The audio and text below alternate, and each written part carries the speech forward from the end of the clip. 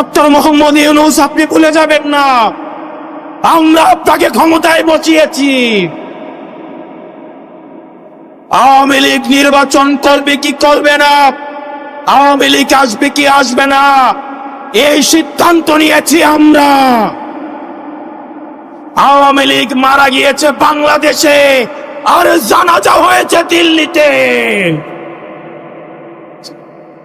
আমার ভাই আবরার এবং শহীদ আবু আলিফের রক্তের উপরে পাড়া দিয়ে এই আওয়ামী লীগ বাংলাদেশে আসবে না।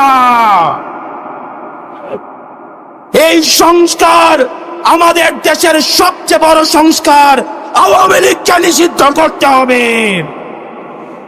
কোন কিন্তু অথবা নেই, আচ্ছা দেখছি এরকম কিছু নেই, আওয়ামী লীগকে নিষিদ্ধ করতেই হবে। আপনারা ভুলে গেলে চলবে না, আওয়ামী লীগ কোন রাজনৈতিক দল নয়। ৭১ পরবর্তী সময়ে আপনারা দেখেছেন শেখ মুজিব সর্বপ্রথম বাকশাল কায়েম করে গণতন্ত্রকে গলা টিপে হত্যা করেছে। এই বাকশালী দিয়ে ৩০,০০০ জাসদ কর্মীকে হত্যা করে সারা বাংলাদেশে কসাইতন্ত্র কায়েম করেছে। আওয়ামী লীগের লুটপাটের কারণে আপনারা দেখেছেন ৭৪-এর দুর্ভিক্ষে ১৫ লক্ষ মানুষ মারা গিয়েছে। আমরা বারবার করে বলতে চাই, আওয়ামী লীগ কোন রাজনৈতিক দল নয়, আওয়ামী লীগ হচ্ছে একটি সন্ত্রাসী সংগঠন। এই সন্ত্রাসী সংগঠনকে নিষিদ্ধ করার মধ্য দিয়ে আমরা সংস্কার দেখতে চাই।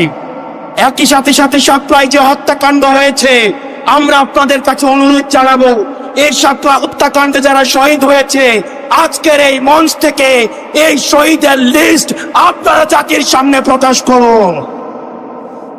একই সাথে সাথে হাসিনার কোন এই ফাঁসি না হওয়া পর্যন্ত প্রয়োজন হলে আমাদের শেষ রক্তবিন্দু দিয়ে এই তরুণ প্রজন্ম আমরা হাসিনার ফাঁসি নিশ্চিত করা পর্যন্ত আমরা আন্দোলন চালিয়ে যাব।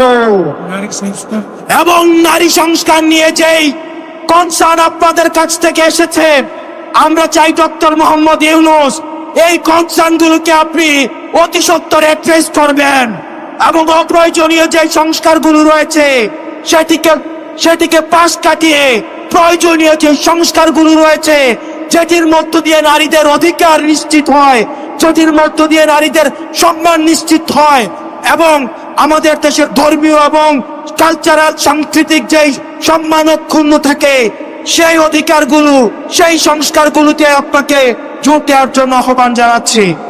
আপনারা ভালো থাকবেন, সুস্থ থাকবেন, হকের পথে, হালালের পথে, সত্যের পথে আমরা এনসিপি আপনাদের সাথে সব সময় রয়েছি।